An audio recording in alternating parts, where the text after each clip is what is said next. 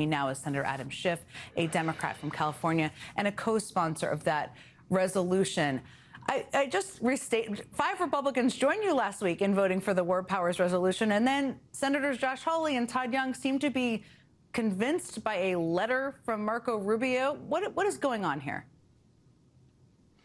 Well, that letter from Marco Rubio really didn't provide much assurance that should have satisfied, let alone changed their vote on such an important issue. Basically, that letter from Rubio says that they will seek congressional approval before a major military operation in Venezuela. But at the same time, they're saying what they've done already in sending hundreds of troops, in capturing the leader of that country, in blockading that country, that wasn't hostilities. That one didn't even rise to the level of hostilities. So I don't know what a major military operation looks like, and saying that they will come to Congress in that event isn't much of a promise, and it certainly shouldn't have derailed this War Powers resolution, which, as you point out, had passed, at least the first step of that process had passed just a few days ago. Look, the founders gave us the war power. They did that at the time because, as one of our founders wrote, they knew that the executive was a branch that was too prone to war, too keen on war. And so they did something that was really unprecedented at the time. They said, okay, we're going to give that power to the legislative branch. But like a lot of other powers, if you don't use it, you lose it. And we have allowed that power to atrophy. We have put very little limit on the executive, and particularly this executive, who's now used military action in Venezuela, in Iran, in Nigeria, in Syria, and Yemen, all within his first year, and seems very prone to continue using it. There's no more important time than now to reestablish Congress's power to say no to the authorization of military force.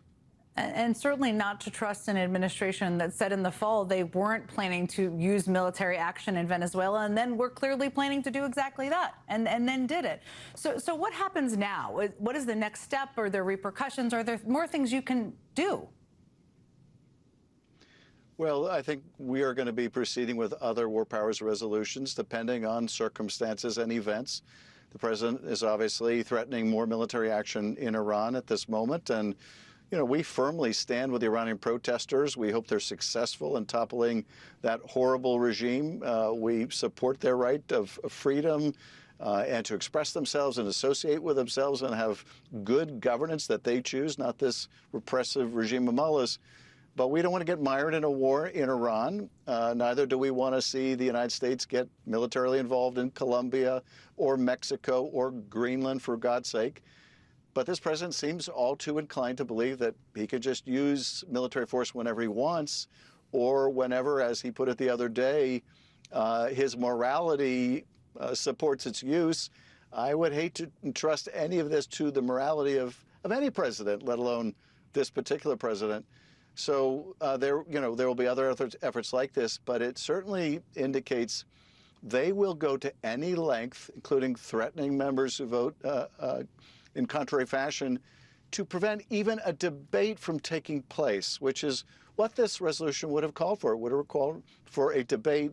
They wouldn't even allow that. They brought in the vice president to stop the Senate from even debating whether we should be sending American forces into Venezuela for the purpose of securing oil there. I don't think the American people want to see that.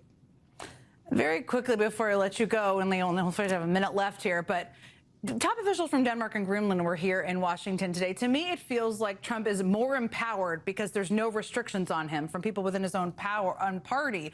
What is Trump's obsession with Greenland about? Who gains from it? You know, he had this obsession in the first Trump administration. He wanted to try to buy Greenland. I don't know how this idea got planted in his head.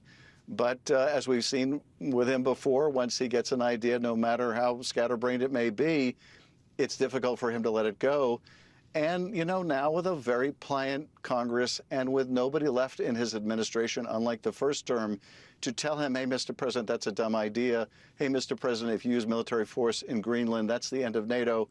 There's no one like that, no one of stature, no Secretary Mattis to say, no General Kelly.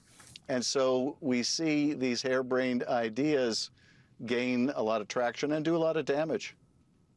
No question about it. So much to watch, Senator Schiff. Thank you, as always, for being here.